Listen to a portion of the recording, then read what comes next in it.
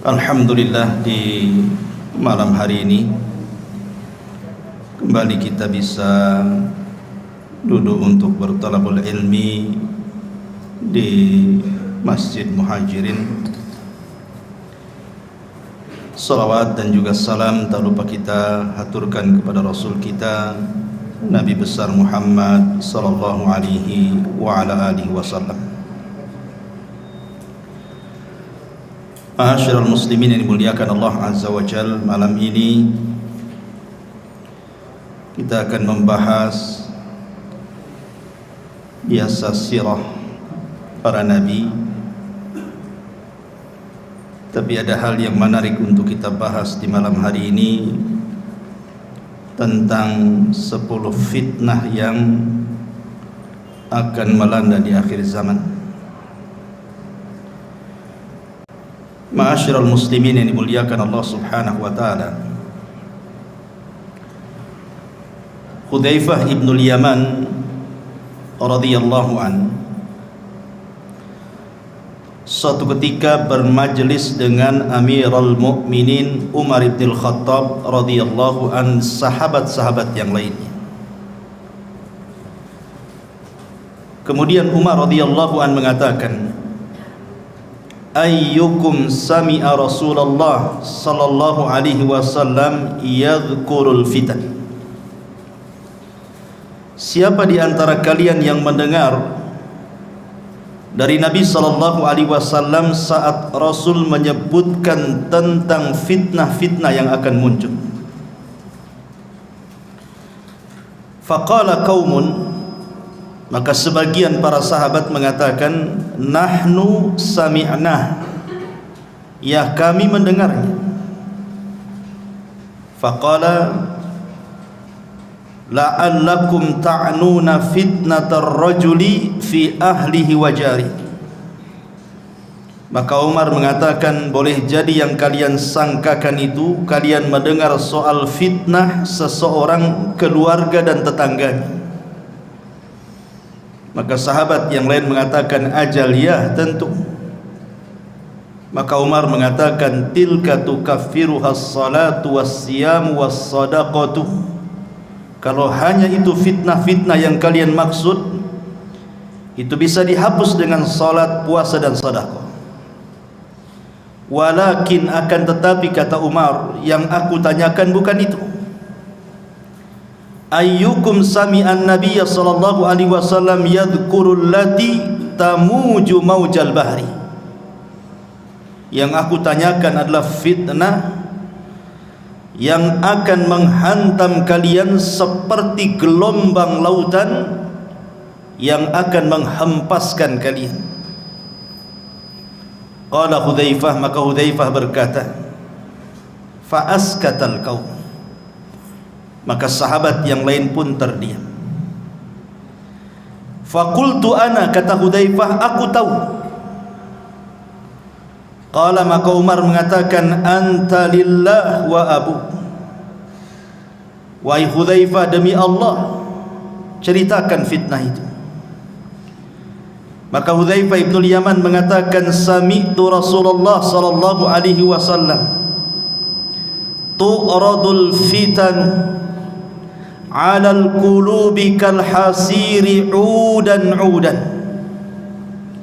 fa ayyu qalbin ushribaha nukitat fihi nuktatus sauda wa ayyu qalbin anqaraha nukita fihi nuktatun bayda hatta tasira 'ala qalbaini 'alal abyad misli safa fala tadurruhu fitnatun ma damatis samawati wal ardh wal akharu aswad murbadan kal quzin muzakhiyah la ya'rifu ma'rufan wa la yunkiru munkaran illa ma ushriba min hawahu.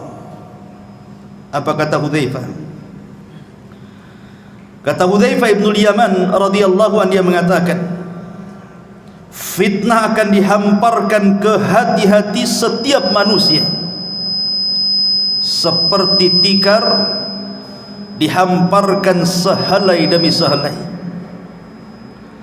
maka hati mana saja yang akan menyerapnya maka akan berbekas satu titik hitam padanya, dan hati mana saja yang mengingkarinya maka akan berbekas titik putih di hatinya. Sehingga keadaan hati manusia menjadi dua bagian. Ada hati yang putih bersih seperti batu licin yang tidak terpengaruh oleh fitnah selama langit dan bumi tegak, tapi juga ada hati yang hitam kelam berdebu seperti cangkir yang terbalik. Akibatnya dia tidak mengenal yang ma'ruf, tidak pula mencegah yang mungkar. Dia hanya menyerap apapun yang bersumber dari hawa nafsunya. Hadis ini dikeluarkan oleh Imam Muslim dan yang lainnya. Perhatikan hadis ini ma'asyiral muslimin yang dimuliakan Allah Subhanahu wa taala. Nabi SAW menceritakan lewat lisan Hudzaifah Ibnul Yaman yang mendengar langsung dari Nabi,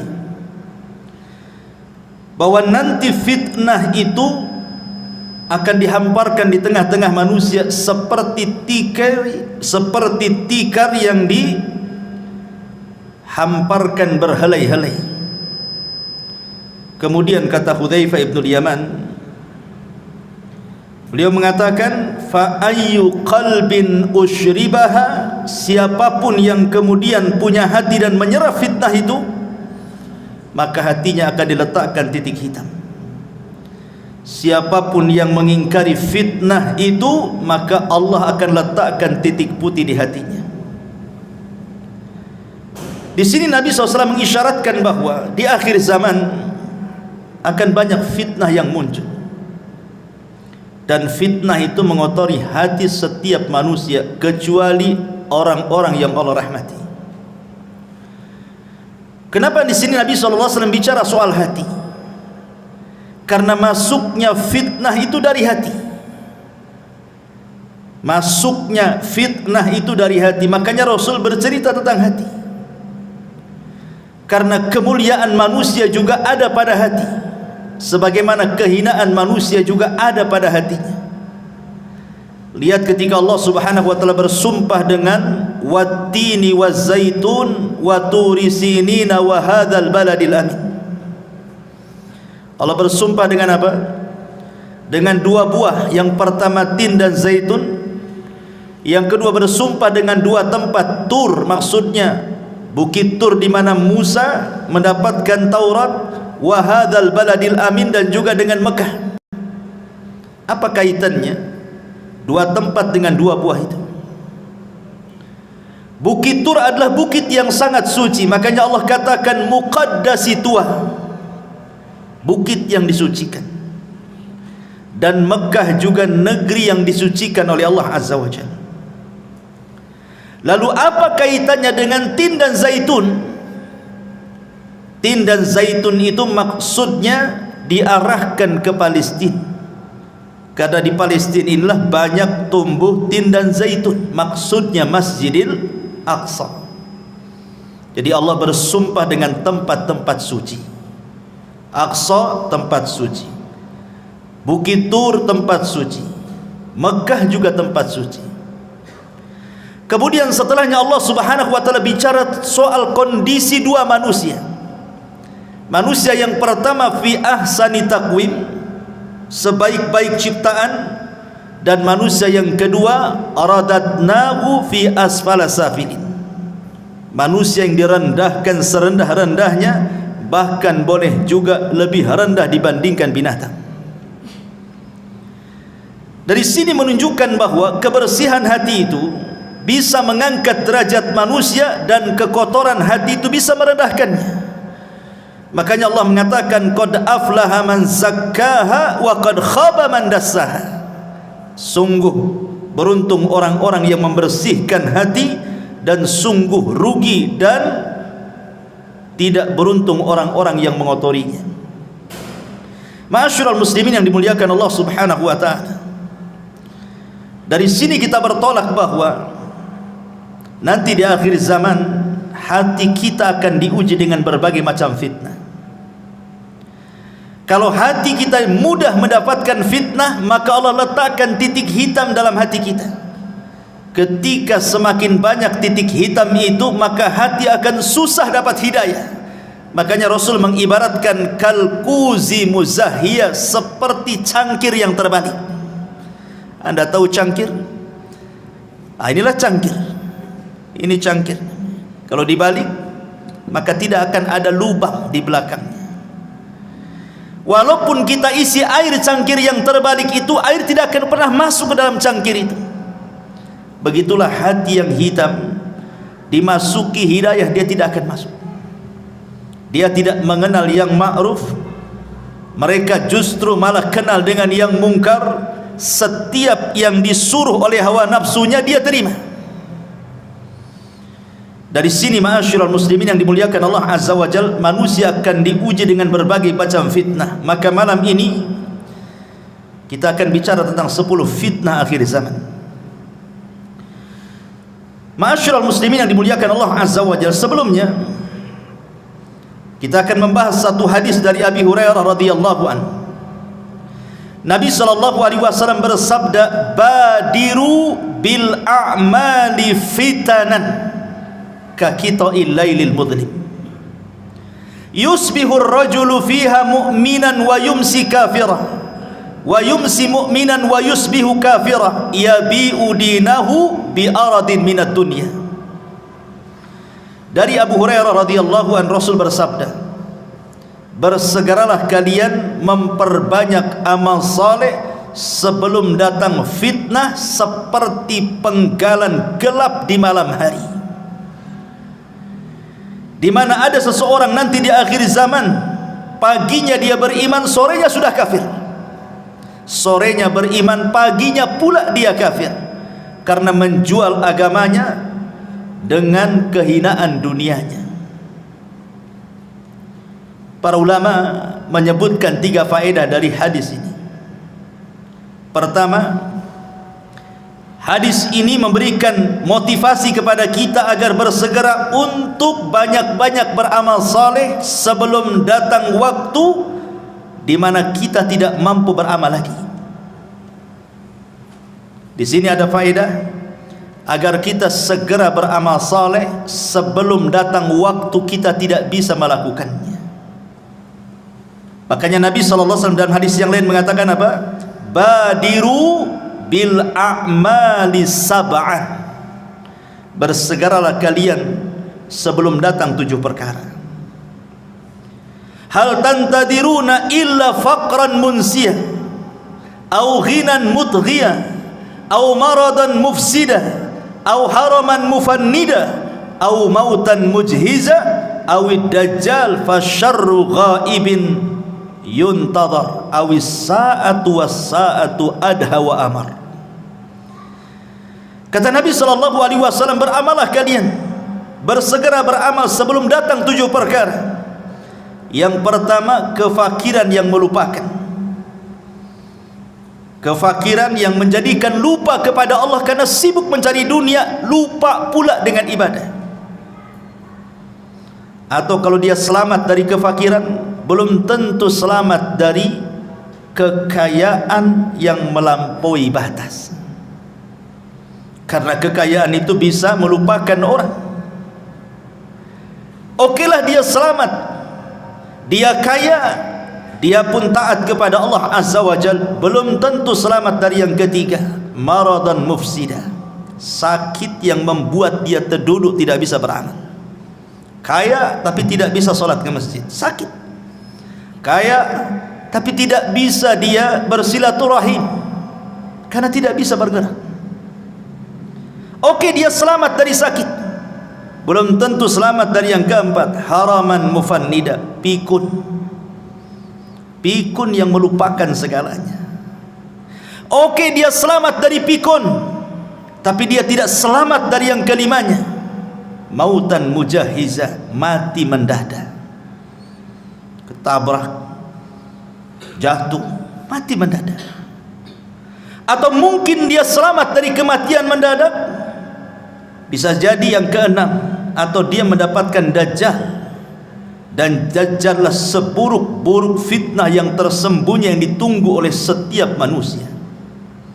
Oke, dia selamat dari Dajjal, dia tidak selamat dari kiamat. Ini 7 perkara. Kata Rasul, bersegera beramal soleh sebelum datang 7 perkara ini. Kemudian faedah yang kedua dari hadis ini memberikan satu isyarat bahwa di akhir zaman nanti akan banyak terjadi berbagai macam fitnah, di mana datangnya fitnah ini beruntun, belum selesai yang ini datang yang itu, belum selesai yang itu datang yang lainnya pula. Makanya Nabi SAW juga mengatakan, badiru bil a'mali sittan, bersegeralah kalian untuk beramal soleh sebelum datang 6 perkara. Imaratus sufaha, munculnya para pemimpin-pemimpin jahil yang merusak agama dan dunia. Kasratus syurat, banyaknya keamanan negara karena banyak kerusuhan di mana-mana. Wa bai'ul hukmi, jual beli hukum di pengadilan, membayar pengacara, membayar saksi, menyogok hakim. Istighfafan biddima, murahnya sebuah darah, pembunuhan mudah sekali, seolah-olah yang membunuh tidak tahu kenapa dia bisa membunuh, yang dibunuh makin bingung kenapa bisa dibunuh. Au qati'atir rahim, banyaknya orang memutus silaturahim. Au nasyun yattakhiduna al-Qur'ana mazamir, atau Al-Quran hanya disamakan dengan nyanyian. Orang mengundang orang itu untuk membaca Quran hanya untuk dinikmati lagunya, bukan untuk ditadaburi. Yuqaddimuna ahadahum liyughanniyahum wa in kana aqalluhum fikha, hanya diundang untuk mengaji, dinikmati lagunya walaupun dia tidak paham soal fikihnya.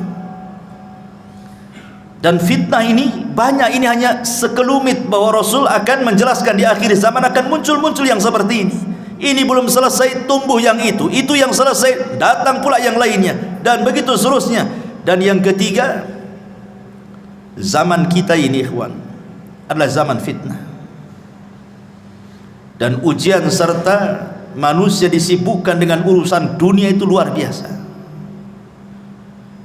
Dan ingat, kata Imam Ibnul Qayyim rahimahullah ta'ala mengatakan sumber fitnah itu 2, syahwat dan syubhat, dan itu berasal dari 4 perkara: iblis, dunia, pemikiran sesat, dan hawa nafsu. Inilah yang kita akan bahas. 10 fitnah ini bersumber dari 4 perkara yang dikerucutkan lagi bersumber dari 2 perkara, syubhat dan syahwat. Ma'asyiral muslimin yang dimuliakan Allah Subhanahu wa taala. Yang pertama, fitnatul mal, fitnah harta. Mengumpulkan harta ikhwan tidak tercela. Tidak, Al-Quran dan Sunnah tidak mencela orang mengumpulkan harta, karena manusia itu memang difitrahkan cinta dengan harta. Allah mengatakan, wal 'adiyati dhabha fal muriyati qadha fal mughirati subha fa atharna bihi naq'an fa wasatna bihi jam'an innal insana li rabbih lakanun wa innahu li hubbil khairi lasyadid. Manusia itu cinta kepada harta luar biasa. Artinya setiap manusia difitrahkan cinta harta. Tidak ada manusia yang tidak cinta harta. Dusta kalau ada orang nggak cinta harta itu. Semua orang cinta harta. Tetapi ma'asyiral muslimin, walaupun mengumpulkan harta tidak tercela secara mutlak, akan tetapi perlu diingat bahwa di dunia ini bukan tempat kita tinggal. Artinya kalau ada orang dari muda sampai tua hartanya banyak, sampai mampu kembali apa saja yang ia kehendaki, tetap saja dunia itu pendek bagi dia. Ada masanya dia meninggalkan harta itu. Makanya Abdullah ibn Abbas radhiyallahu anhuma mengatakan, "Lau anna libni Adam wadiyan min dhahabin ahabbu an yakuna lahu wadiyani walan yamla'u fahu illa turab wa yatubu Allahu ala man tab." Kalaulah anak Adam ini meminta satu lembah emas dan Allah berikan, pasti dia berkehendak untuk mendapatkan lembah-lembah emas yang lainnya. Itulah fitrah manusia. Ada orang yang berkeinginan, saya kalau sudah punya rumah, punya kendaraan, punya ini, punya itu, sudahlah, saya akan tenang-tenang, saya akan menikmati. Rupanya tidak juga. Setelah keinginannya tercapai, rupanya makin gila lagi keinginannya. Begitulah harta, ikhwatu fiddin, muliakan Allah subhanahu wa ta'ala, menjadi fitnah bagi pemiliknya. Ma'asyiral muslimin yang dimuliakan Allah azza wa jalla, dari segi mana fitnahnya harta itu? Begini ikhwan, kenapa harta menjadi fitnah itu? Kalau orang terus mencari harta, keinginannya tercapai, rumah sudah kebeli, kendaraan sudah kebeli, dia pun mampu membuat usaha, hartanya banyak. Terkadang manusia takut kalau seandainya kekayaannya hilang. Ketika ada kekhawatiran hilang hartanya, inilah kemudian dia berubah menjadi jahat. Makanya Allah subhanahu wa ta'ala mengatakan, wa minhum man ahadallah la in atana min fadli lanasaddaqanna wa lanakunanna minas salihin falamma atahum min fadlihi bakhilu bihi wa tawallaw wa hum mu'ridun. At-Taubah 75-76. Ada di antara manusia yang berjanji kepada Allah subhanahu wa ta'ala, kalau Allah memberikan kepadaku harta yang banyak, aku akan sedekah, aku akan menjadi orang baik. Ketika Allah berikan betul-betul harta itu, apa yang terjadi? Bakhilu bihi, dia pun menjadi orang yang paling bakhil. Kemudian wa tawallaw wa hum mu'ridun, dia pun berpaling dan tidak mau dekat dengan Allah subhanahu wa ta'ala. Disitulah letak fitnahnya. Orang kalau sudah kemudian punya harta, takut pula dia kehilangan harta. Karena dia takut kehilangan harta, bukan dia yang kuasai harta, harta pula menguasai dia. Disitulah bahayanya. Makanya ketika Allah subhanahu wa ta'ala menguji kita dengan zakat dan sedekah, perhatikan, terkadang kita harus memberi zakat dan sedekah kita ini kepada orang yang tidak ada kait mengait dengan usaha kita. Orang yang kita kasih itu terkadang dia tidak membantu usaha kita, bahkan mungkin gak kenal kita dengan dia, tapi kita dituntut memberinya, padahal dia tidak punya andil dengan kekayaan kita. Itu ujian harta namanya. Bisa kita memberi kepada orang yang tidak kenal dengan kita.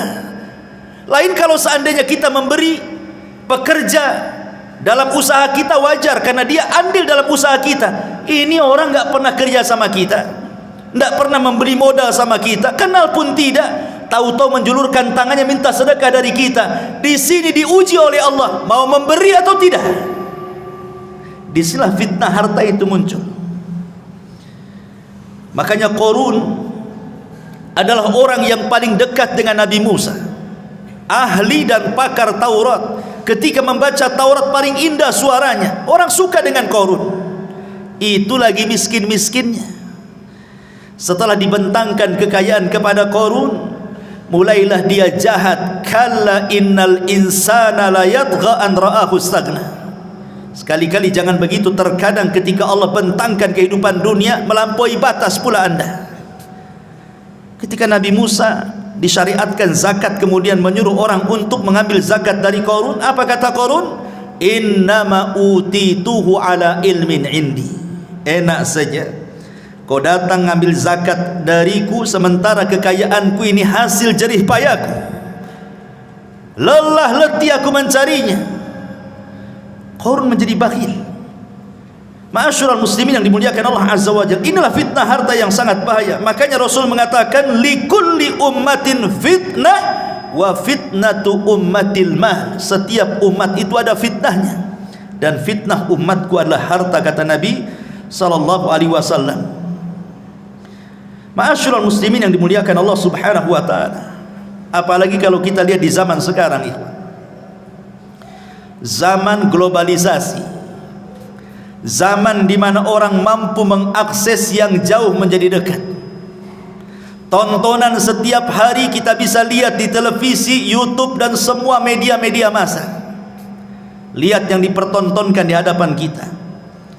Terkadang sinetron-sinetron, film-film semua bicara kemegahan. Konten-konten YouTube hanya bicara soal rumah megah, kendaraan megah, tanah luas, macam-macam. Sementara yang nonton itu orang-orang miskin, orang-orang susah. Kebayang dia kepengen seperti itu. Tengok tetangga rumahnya makin besar, kebayang kapan saya seperti dia. Akhirnya ketika itu bayangannya lupa dengan yang di atas karena dia ingin mengejar hayalannya. Di situ fitnahnya.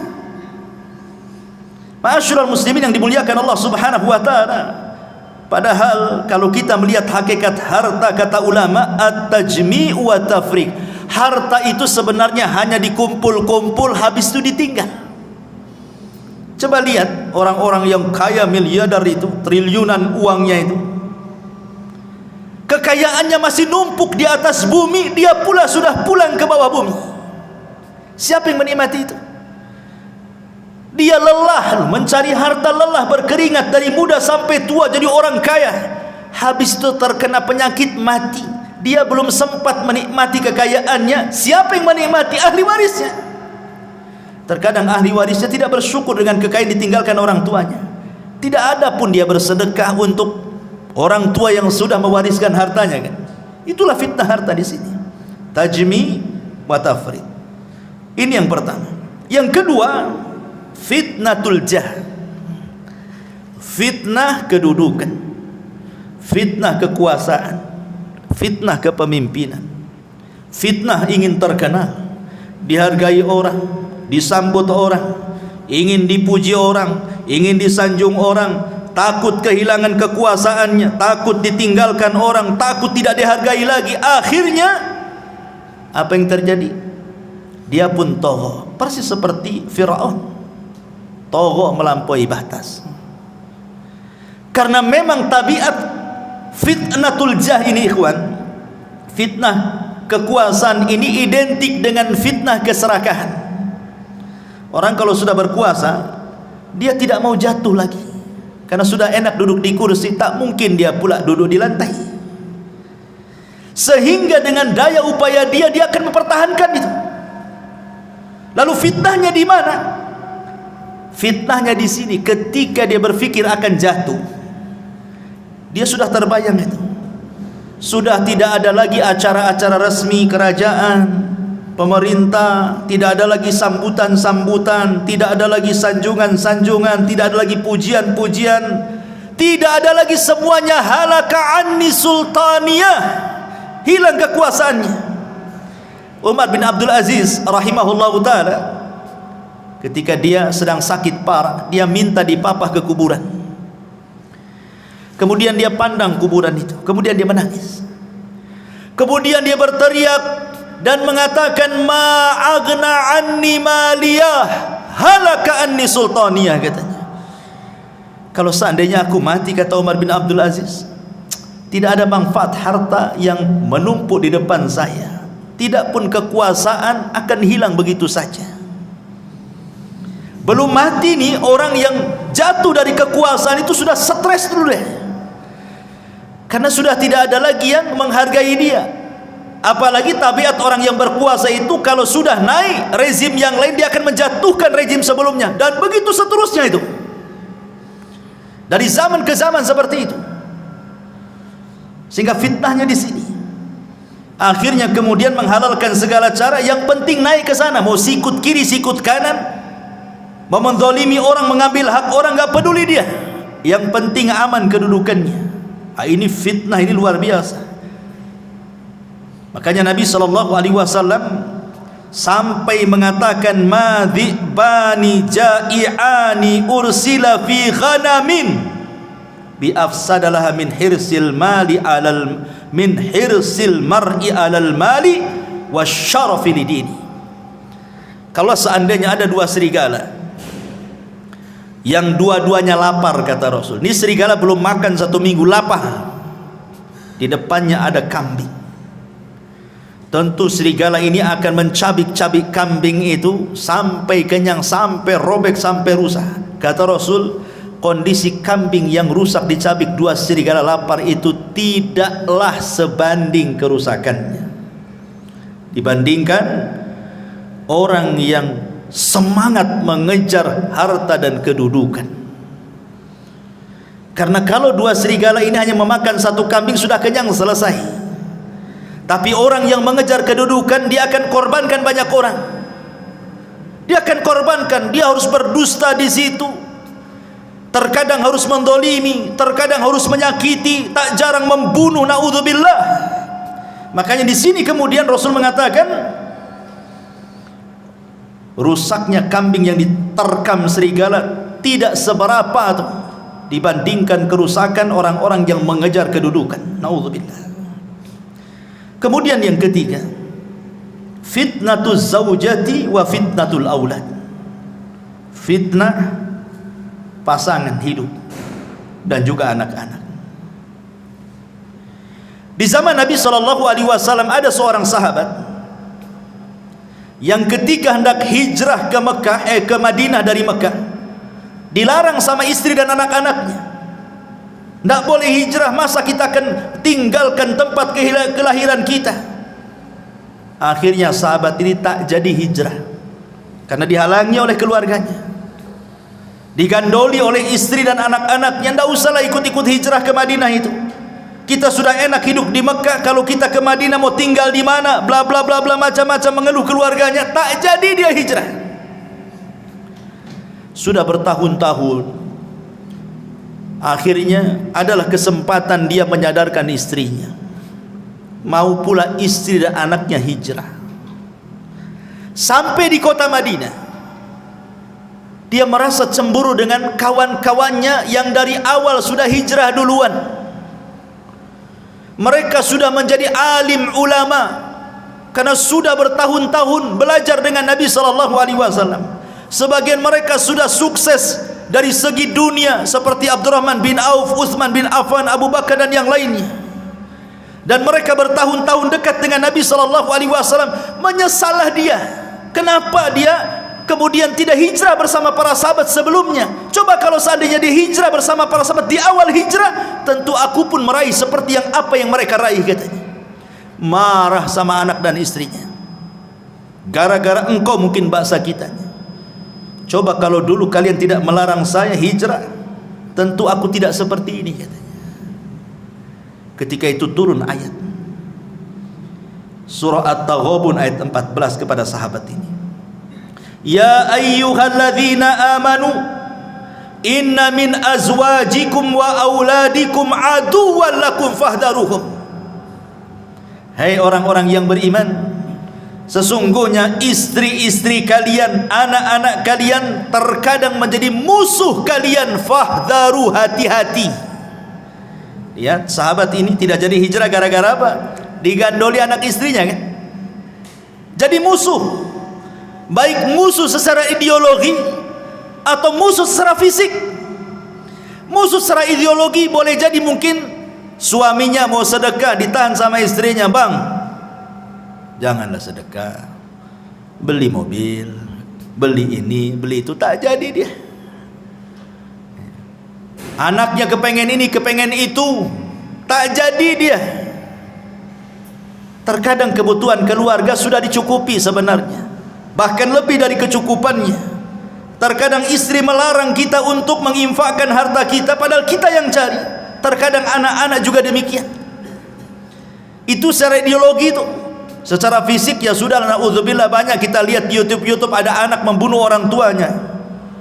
Entah apa salah orang tuanya, kenapa sampai dibunuhnya. Akhirnya ketika sahabat ini mau marah kepada keluarganya ini, maka Allah Subhanahu wa taala katakan, wa in ta'fu wa tasfahu wa taghfiru fa innallaha ghafurun. Kalau engkau maafkan anak istrimu, kau berlapang dada, kau ampunilah kesalahan mereka, Allah zat yang maha pengampun lagi maha pengasih. Akhirnya dimaafkan. Ya sudahlah, sudah kadong begitu bahasa kitanya. Lihat, karena begini ikhwan, fitnah istri dan anak-anak itu terkadang kita ini mencintai Allah dan Rasulnya.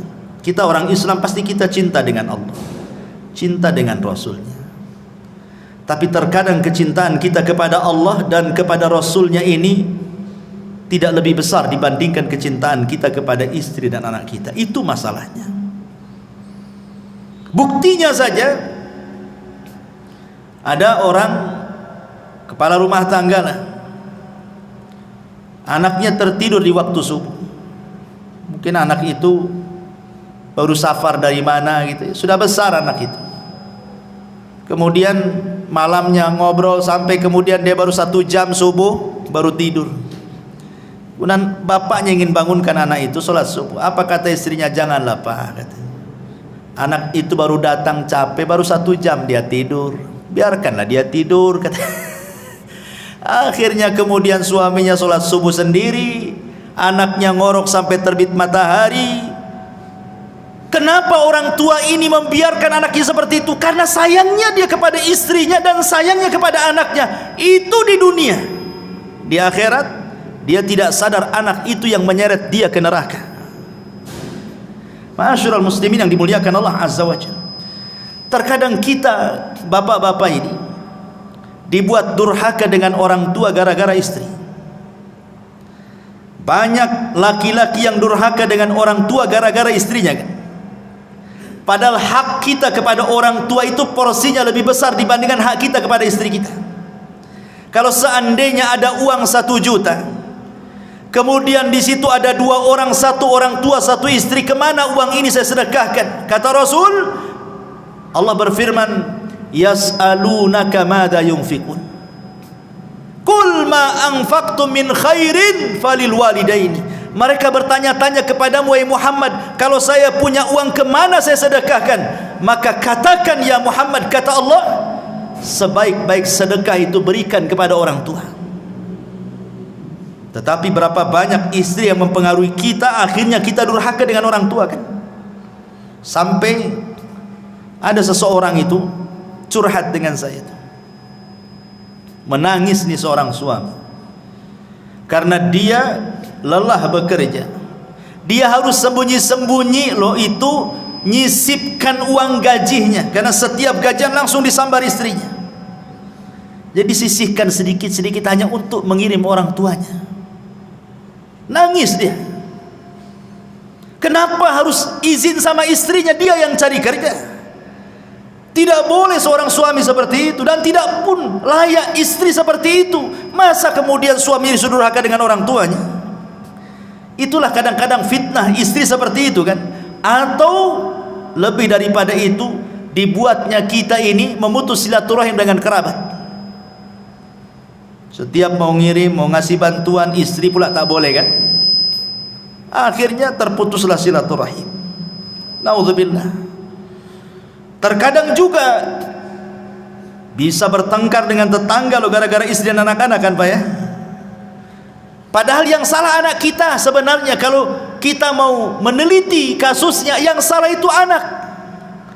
Tapi kita kadang orang tua terpengaruh dengan sayangnya kepada anak, dilabraknya tetangga.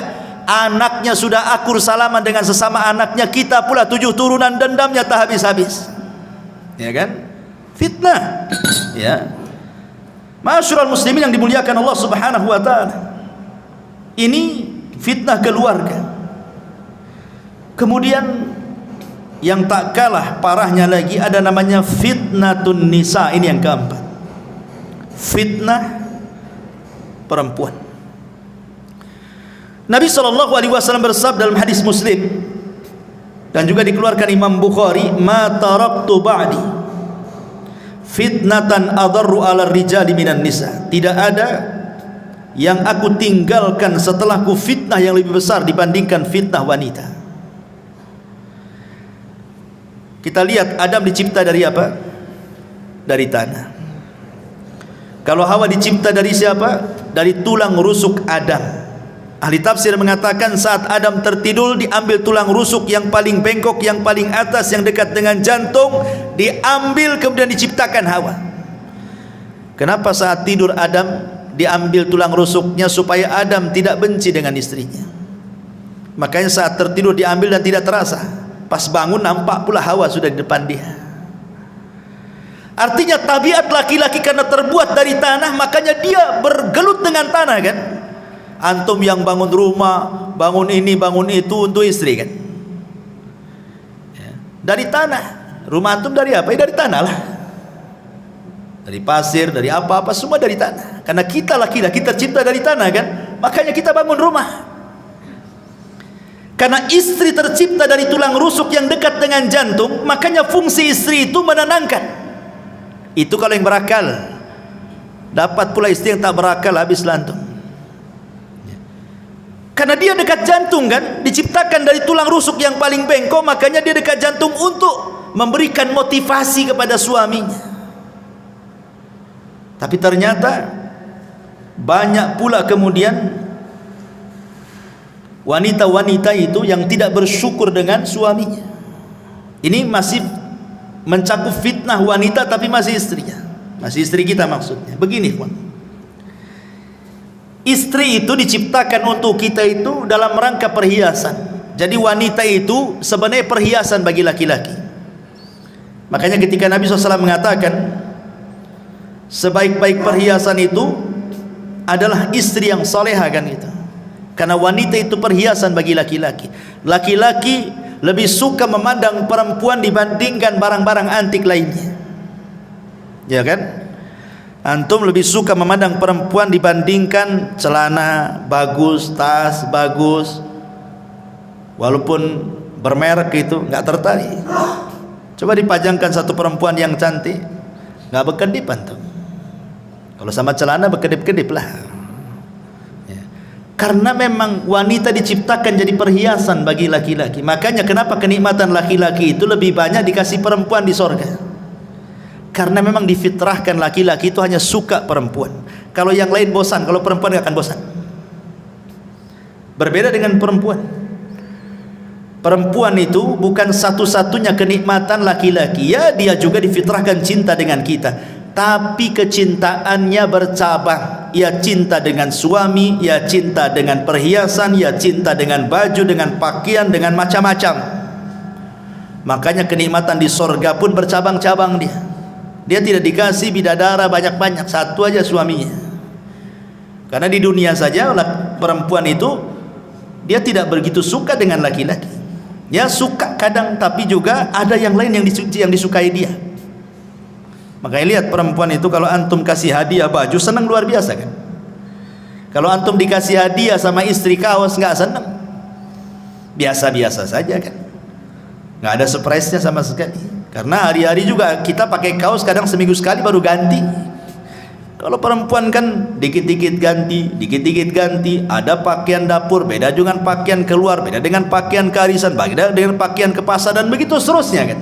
Laki-laki mana peduli, mau ke undangan ya itu, mau sholat ya itu, mau tidur ya itu gitu. Gak peduli dia. Ma'asyiral muslimin yang dimuliakan Allah Azza wa Jalla, masalahnya ikhwan, di mana letak fitnah nih perempuan? Yang dimaksud dalam hadis ini, maksudnya di sini bukan istri kita, tapi perempuan yang tidak ada kait mengait dengan kita. Karena begini, ada satu kisah, ini sering saya ceritakan, tapi di sini belum. Abu Abdillah Al-Laghawi rahimahullahu ta'ala, seorang ulama salaf. Abu Abdillah Al-Laghawi rahimahullahu ta'ala bercerita, di zamannya ada anak muda. Anak muda ini rajin sholat, tidak lepas baca Quran, hadir terus di majelis ta'lim, pokoknya anak muda soleh. Dia berjalan melewati satu gereja. Rupanya di dalam gereja itu ada seorang wanita biarawati yang sangat cantik sekali. Entah kenapa pandangannya tertuju kepada wanita itu. Begitulah bapak-bapak, ya, tak sabar kalau melihat yang bening-bening, langsung dituju matanya ke situ. Ya. Akhirnya kemudian setiap hari lewat gereja itu, setiap itu pula dia menatap wanita itu. Setan masuk, panah cinta masuk ke yang perempuan dan masuk pula ke yang laki-laki. Akhirnya mulai saling mengirim surat karena tidak berani dia mendekat gereja. Surat dibalas surat, perjanjian dibalas janji, ketemu dibalas ketemu, akhirnya ngobrol, jatuh cinta, kemudian kepengen menikah. Cintanya kuat luar biasa. Masalahnya, yang satu muslim, yang satu Nasrani, biarawati lagi, tidak bisa menikah kecuali dia keluar dari petugas gereja. Sakitlah anak muda ini karena terus terpikir dengan wanita itu, sampai akhirnya sakitnya memarah, tidak mau makan, tidak mau minum, kurus, akhirnya sampai ke sakaratul maut, mati gara-gara cinta. Sebelum dia mati, ini Abu Abdillah Al-Laghawi ini menceritakan kisah ini. Dia datang, dia mengatakan, zurtu ilaih, aku menziarahi laki-laki itu, kemudian aku ajak dia berdakwah menuju kepada Allah, mengingatkan rahmat Allah untuk bertobat kepada Allah Azza wa Jalla. Tapi di luar pemikiran Abu Abdillah Al-Laghawi, rupanya laki-laki ini mengatakan, ya Imam, kamu tahu kasusku dengan wanita itu, katanya. Aku cinta berat dengan wanita itu, katanya, dan aku tidak mungkin dipisahkan dengan wanita itu. Kalau Allah Subhanahu wa ta'ala haramkan aku tidak berjumpa di dunia, maka jangan pula Allah haramkan aku berjumpa di akhirat, katanya. Kata Imam Abu Abdillah, lalu gimana caranya? Kau akan berjumpa di akhirat? Di luar pemikiran Abu Abdillah, tiba-tiba dia mengatakan, kafartu bidini wa amantu bidiniha. Ya Imam, saksikan sebelum wafatku, aku kufur dengan agamaku dan aku beriman dengan agama wanita itu, katanya. Dikiranya dengan cara seperti itu dia akan berjumpa di akhirat? La haula wa la quwata illa billah. Masalah ini oleh Imam Abu Abdillah Al-Laghawi disembunyikan, tidak mau diceritakan sama orang, sampai setahun berlalu. Rupanya nasib wanita itu sama pula dengan nasib laki-laki ini. Dia kepikiran laki-laki itu, akhirnya kemudian kurus kering, tidak makan, tidak minum, sakit, sampai pun hampir sakaratul maut.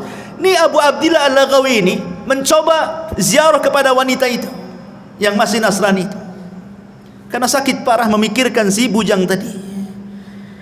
Kemudian kata Imam Abu Abdillah, masya nukia fulana, ada apa dengan kamu, kenapa seperti ini? Kata wanita ini, engkau sudah tahu kasusku dengan anak muda muridmu itu, wahai Imam. Aku cinta dengan dia. Janganlah Allah Subhanahu wa ta'ala pisahkan aku di akhirat. Sudahlah Allah pisahkan aku di dunia, jangan pula Allah pisahkan aku di akhirat. Kata Imam Al-Laghawi, lalu bagaimana caranya? Amantu bidinihi wa kafartu bidini. Aku beriman dengan agama dia dan aku kufur dengan agamaku. Subhanallah, terbalik-balik. Lihat, dia sudah Allah pisahkan di dunia, Allah pisahkan pula di akhirat. Nggak ketemu tuh. Di dunia sudah dipisahkan, di akhirat pun dipisahkan. Kenapa? Yang satu mukmin, yang satu kafir, kan gitu ya. Begitulah takdir, ikhwan. Istidraj syaitan namanya. Hati-hati. Ya. Makanya dulu saya punya tetangga, kan pernah cerita di sini. Saya masih tinggal di Batam Center itu. Kasusnya kurang lebih dengan kasusnya yang diceritakan Abu Abdillah Al-Laghawi ini. Tetangga, depan-depanan rumahnya.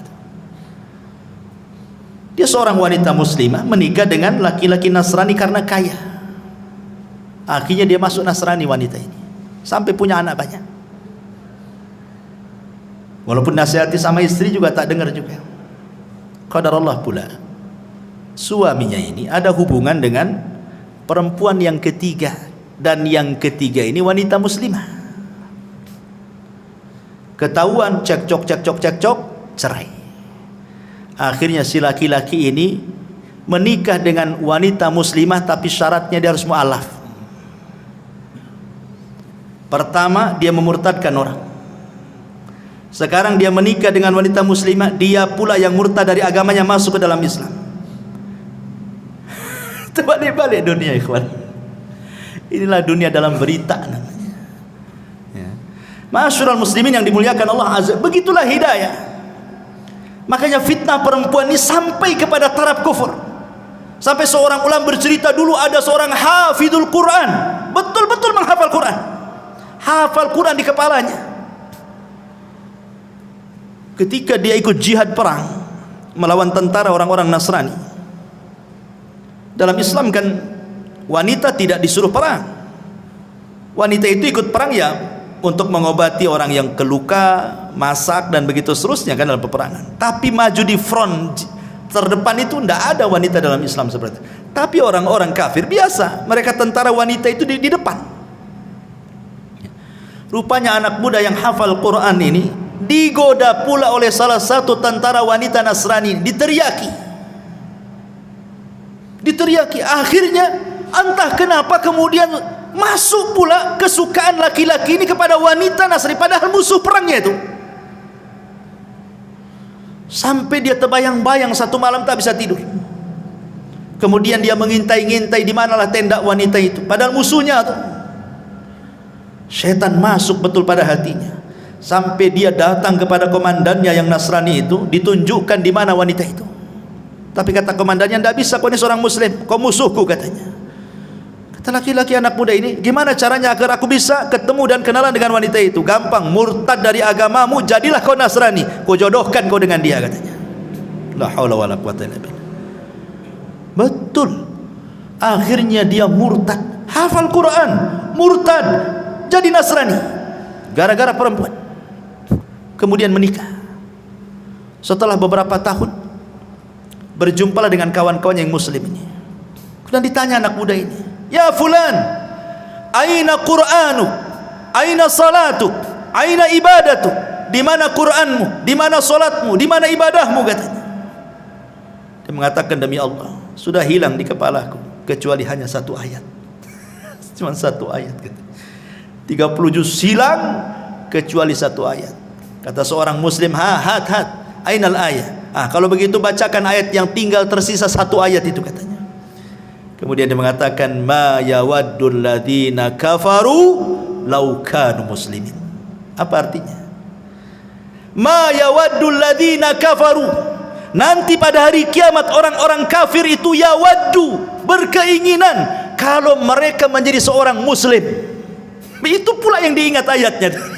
Subhanallah. Itu kan nyindir dia, bodoh itu bahasanya kan itu. Nanti pada hari kiamat orang-orang kafir itu kepengen mereka jadi Islam, kok kamu pula jadi Nasrani, gitu maksudnya. Itu pula yang dihafalnya itu. Makanya dahulu ada seorang alimin ulama ahli sunnah namanya Imran ibn Hittan. Ini seorang ulama tabi'in yang menceritakan Muhammad ibn Sirin, seorang alimin ulama tabi'in. Imran ibn Hittan ini seorang pakar hadis, pakar tafsir, pakar syair dan macam-macam ilmu, sampai dijuluki ulama hadis di zaman itu. Tertarik dengan seorang wanita. Wanita ini anak daripada pamannya, sepupuan dengan dia, cantik jelita. Masalahnya satu keluarga pamannya khawarij semuanya, bahasa kitanya teroris semuanya. Dinasihatilah oleh kawan-kawan, ya Imran, jangan menikah dengan dia, nanti kau keseret dengan khawarij katanya. Kata Imran bin Hittan, tidak, gak mungkin katanya. Aku sudah kokoh dengan akidah ahli sunnahku, tidak mungkin aku masuk khawarij. Dinasihati tak bisa. Nikah pula dia, betul-betul melamar wanita anak pamannya. Subhanallah, dengan seiringnya waktu tahun berlalu, rupanya dia terpengaruh dengan khawarij, jadilah tokoh khawarij dia. Jangan sangka kita ini sudah punya iman, punya Islam, dekat-dekat dengan syubhat, itu jangan. Nabi saja mengkhawatirkan Umar dengan agamanya saat memegang lembaran Taurat. Apa kata Rasul? Ya Umar, amutahawikun anta ya ibnal Khattab. Umar, kau sudah bingung ya dengan agamamu, ngapain kau bawa lembaran-lembaran Taurat tu? Buang, kata Rasulullah. Amutahawikun anta ya ibnal Khattab, laqad taraktukum 'alal bayda lailuha kanahariha la yazigu anha ila hali, kata Rasul. Aku loh tinggalkan Islam ini terang benerang, malamnya seperti siangnya, yang tidak berpaling kecuali hancur. Kau pula bawa lembaran Taurat, buang wahai Umar. Dibuang sama Umar. Sekelas Umar dikhawatirkan agamanya sama Nabi. Siapa yang bisa membandingi Umar bin Khattab dengan kita, yang kalau dia satu jalan dengan setan, setannya yang kabur? Yang kata Nabi SAW, kebenaran yajri ala lisanihi wa qalbi, berjalan di lisan dan hatinya, yang dikatakan Nabi SAW setiap umat itu ada mulham, dan mulhamnya umat adalah Umar bin Khattab, setiap pendapatnya turun wahyu, tapi masih dikhawatirkan agamanya sama Nabi kan. Jangan macam-macam dengan syubhat dan syahwat itu. Ma'asyiral muslimin yang dimuliakan Allah Azza wa Jalla, ini fitnah yang keempat, fitnah an-nisa. Fitnah yang kelima, fitnatul at-tughyan wa dhulmi. Fitnah banyaknya kezaliman, banyaknya keangkara murkaan yang timbul dari kebijakan pemerintah yang zalim. Kita bisa rasakan bagaimana ketika ada kebijakan-kebijakan yang tidak pro rakyat kan. Pamannya ini naik, itu naik, ini naik, itu naik, semua rakyat menjerit kan. Itu fitnah, bagian daripada fitnah. Tetapi walaupun demikian, kata Nabi SAW, isbiru, sabar. Sabar, kata Rasul. Selama para pemimpin itu masih sholat, masih menampakkan Islamnya, sabar. Kecuali mereka sudah kufrun bawahan indakum minallahi burhan, kata Rasul. Kalau dia sudah kufur dan ada bukti kekufurannya, boleh kita berontak. Tapi kalau dia masih nampak sholat, pakaiannya juga masih Islam, masih pakai peci, masih nampak sholat di masjid, kita sabar. Kita doakan mudah-mudahan semakin baik, semakin baik, semakin baik. Karena ini fitnah masalahnya. Karena dampaknya kebijakan-kebijakan itu ke ekonomi. Ekonomi dampaknya kepada kefakiran. Kefakiran dampaknya kekufuran, kejahatan. Lihat salah satu dampak kenapa orang jadi teroris, salah satunya faktor ekonomi. Orang berpindah agama, salah satunya faktor ekonomi. Orang bisa jahat jadi merampok, membunuh gara-gara ekonomi. Ya kan? Fitnah. Ya, makanya kita bersabar kepada Allah Azza wa Jalla, terus bersabar. Minta kepada Allah Subhanahu wa taala supaya diperbaiki semuanya. Karena mencaci itu tidak solusi masalahnya. Ini juga fitnah, dan itu akan muncul dan akan terus muncul. Kemudian yang keenam, fitnatut tafarruq wal ikhtilaf wa tahazzub. Banyaknya perselisihan antar sesama kita aja berselisih, padahal bahaya. Dulu Imam Bukhari meriwayatkan begini.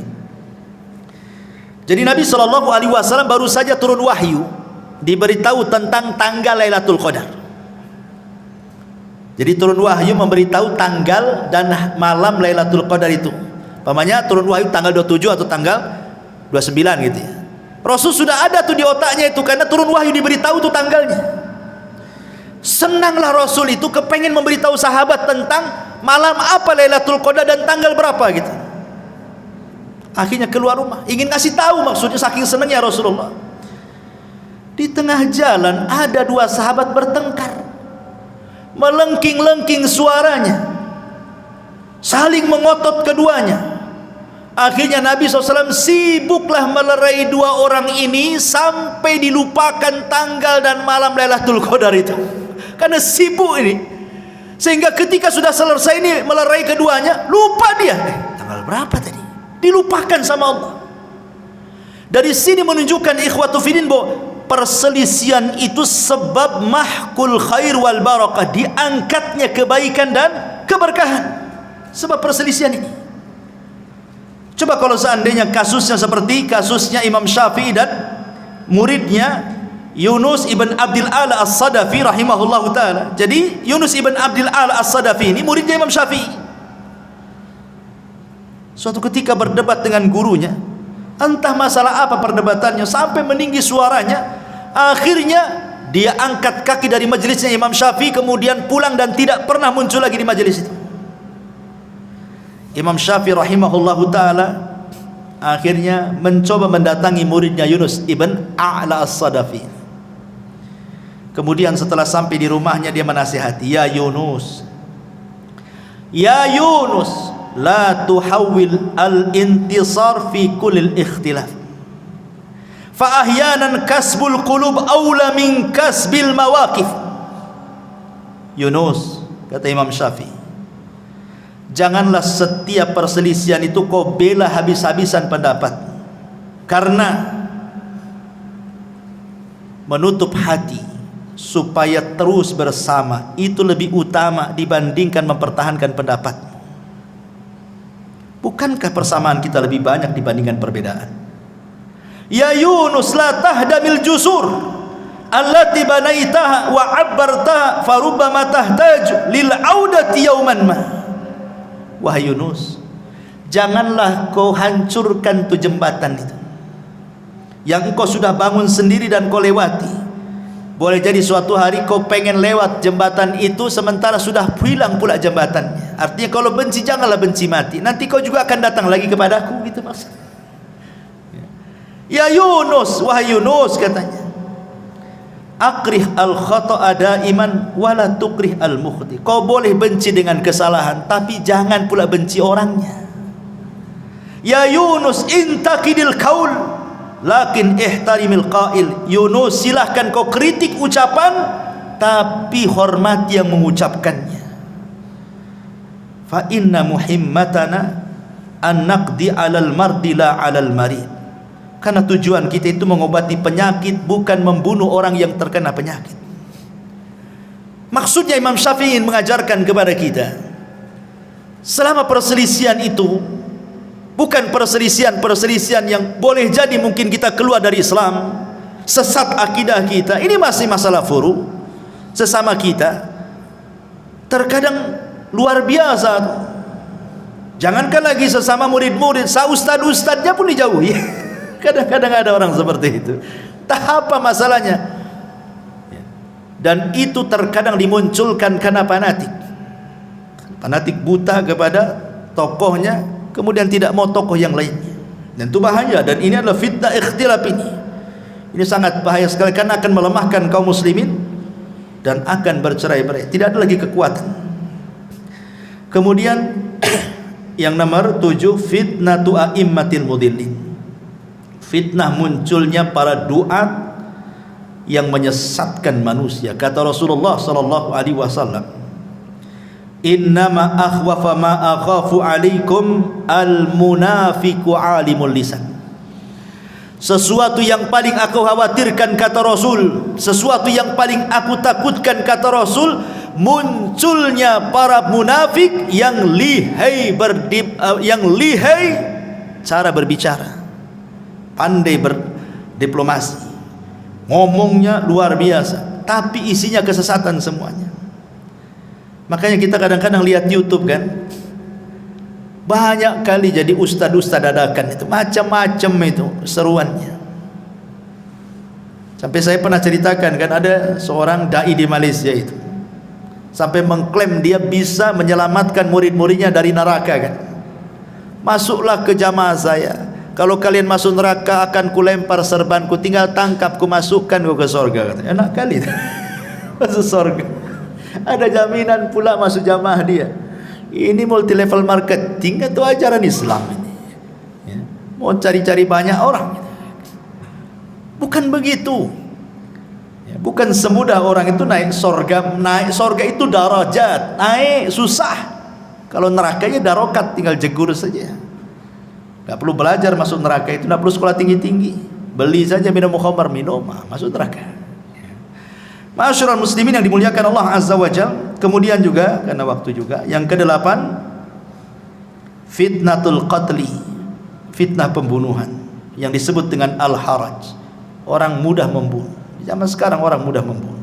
Kata Nabi SAW, al-qatil la yadri fima qatal wal maqtulu la yadri fi ma qutil. Orang yang membunuh bingung kenapa dia bisa membunuh, orang yang dibunuh pula bingung kenapa pula bisa dibunuh.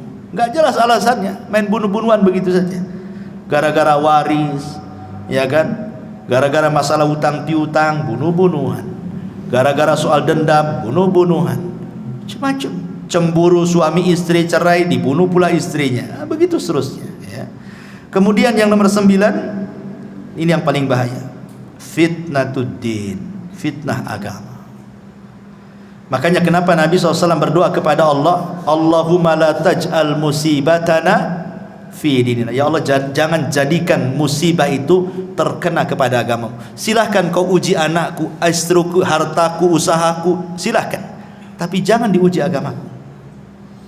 Karena kalau sudah yang diuji agama ini bahaya. Orang bisa kufur, bisa syirik, bisa macam-macam, nggak akan bahagia dunia akhirat. Makanya banyak-banyak berdoa kepada Allah, Allahumma la taj'al musibatana fi dinina. Ya Allah, jangan kau jadikan musibahmu menimpa agama. Dan yang terakhir tentu fitnah yang merangkum semua fitnah. Apa itu? Fitnatud Dajjal. Ini merangkum semua fitnah. Makanya surah Al-Kahfi itu Allah Subhanahu wa taala menceritakan tentang kisah Dzulqarnain. Bicara soal kekuasaan. Allah bicara tentang kisah Ashabul Jannatain, tentang harta, dua kebun yang kufur. Kemudian yang ketiga kisah tentang Nabi Khidir dan Musa, kisah tentang ilmu. Kemudian kisah Ashabul Kahfi, kisah soal agama. Karena fitnah itu bisa saja dari agama, bisa saja dari dunia, bisa saja dari kekuasaan, bisa saja dari pemikiran. Dan itu ada pada Dajjal. Makanya kenapa kita disuruh membaca surah Al-Kahfi? Karena terangkum 4 fitnah ini ada pada Dajjal. Wallahu a'lam bishawab. Ini yang bisa sampaikan, mudah-mudahan ada manfaatnya. Subhanakallahumma bihamdika asyhadu an la ilaha illa anta astaghfiruka wa atubu ilaik. Allahu ta'ala alam. Assalamualaikum warahmatullahi wabarakatuh.